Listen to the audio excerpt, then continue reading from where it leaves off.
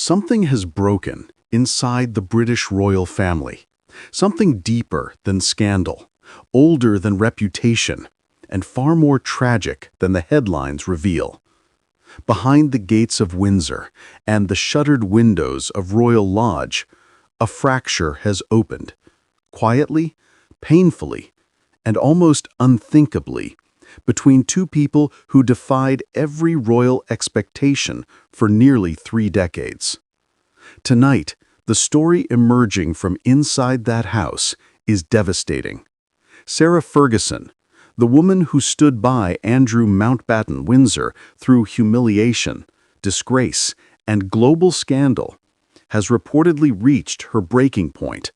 And for the first time in their strange, intertwined post-divorce life, she is said to be turning away from the man she defended when no one else would.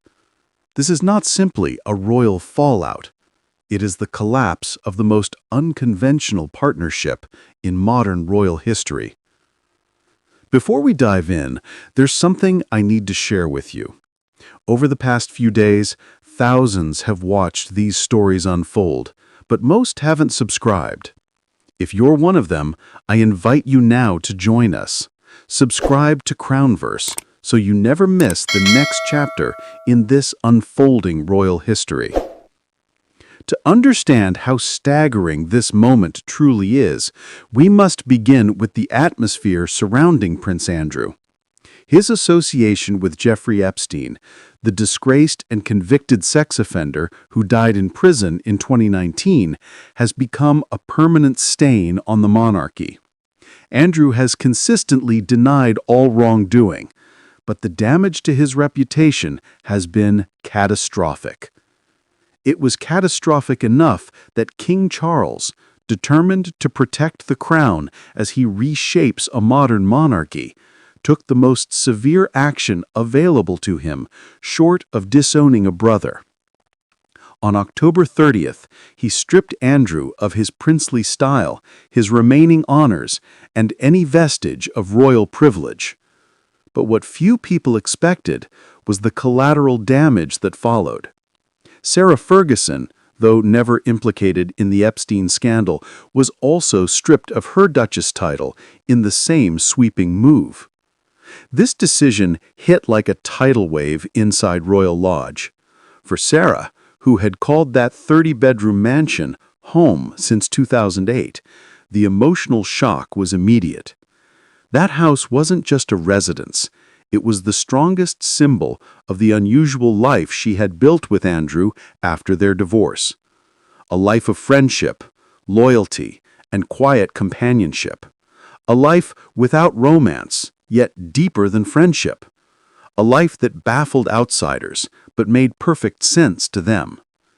And in one swift act of royal restructuring, that entire world began to crumble. According to royal experts, claims which must be treated as unverified, Sarah made it known to those close to her that she no longer believed in Andrew, that she no longer trusted him, that she no longer felt protected or aligned with him. These unverified accounts describe a woman who feels betrayed, not just by the monarchy, but by the man for whom she sacrificed decades of her own image, dignity, and opportunities. A man she defended publicly when the entire world was demanding answers. A man she stood beside even when the rest of the royal family retreated from him in silent humiliation. To grasp the magnitude of this rupture, we must return to the very beginning of Andrew and Sarah's intertwined story. It began in 1986 when they married in a ceremony watched by millions. Sarah, full of color, humor, warmth, and unfiltered energy, entered a family that did not know what to do with her. She was too expressive, too spontaneous, too real for an institution carved from centuries of discipline. The press loved her at first, then tore her apart mercilessly. The royal family tolerated her at best and judged her at worst. Andrew, who was often away at sea with the Royal Navy, was her only anchor. By 1992, The marriage was collapsing under pressure. Their separation was announced as part of the Queen's Annus Horribilis, and in 1996, they divorced. Royal watchers assumed that would be the end, that Sarah, like many royal ex-wives, would vanish into polite obscurity. But instead, something extraordinary happened. They remained close friends, then close companions, then co-parents, and eventually cohabitants once again. Their reunion inside Royal Lodge became one of the most unconventional arrangements in all of European royalty. Two divorced people living under the same roof. No romance, no pretense, just a quiet, loyal bond built on shared history and mutual dependence. They raised their daughters, Princess Beatrice and Princess Eugenie, in a home united not by marriage, but by genuine affection. For 16 years, they lived that way, a domestic partnership unlike any other. It was strange to outsiders, but to them, it was home. Which is why this new reported estrangement is so devastating. According to broadcaster Helena Chard, again, this is a reported claim, not a confirmed fact, Sarah is now shaken to the core.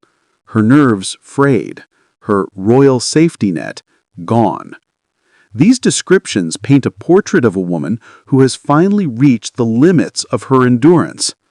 For decades, Sarah weathered storms, financial troubles, tabloid humiliation, royal disapproval. She could withstand all of that, but the combined blow of losing her titles, losing her home, and watching Andrew's downfall drag her daughter's reputations into danger appears to have been too much. Because above all else, her greatest fear is not for herself, it is for her daughters. Princess Beatrice and Princess Eugenie have spent their adult lives trying to forge identities independent of their father's scandals and their mother's controversies. They have built respectable careers, married their partners, started families, maintained dignity. But serious accusations surrounding their father, accusations he firmly denies, and the public's disgust with his past associations have placed an invisible stain on their reputations. Sarah reportedly worries that every new headline about Andrew chips away at their social standing, their future roles, their ability to move freely through the world without being judged by the sins of their father. This fear, this primal maternal fear, may be the true catalyst behind her emotional collapse. The reported estrangement inside Royal Lodge, claims from insiders that must be treated as unverified, paints a bleak picture. Andrew and Sarah still live there as eviction proceedings unfold, but allegedly sleep at opposite ends of the mansion. They reportedly only meet to discuss logistics, not emotions. Their decades-long companionship has, according to these reports, transformed into something cold, formal, and painfully detached. Andrew is expected to move to a smaller property on the Sandringham estate in the new year. Sarah's future, however, is far more uncertain. Some reports suggest she may relocate abroad, a possibility that, if true, would mark the most dramatic severing of ties between her and Andrew since their divorce. And that possibility, Sarah Ferguson potentially leaving the United Kingdom entirely, is where the story takes on a deeper emotional weight. Because if Sarah does choose to make such a move, it would represent not only a physical departure, but also the symbolic end of a bond that once seemed unbreakable. For nearly 40 decades, Sarah's life has been intertwined with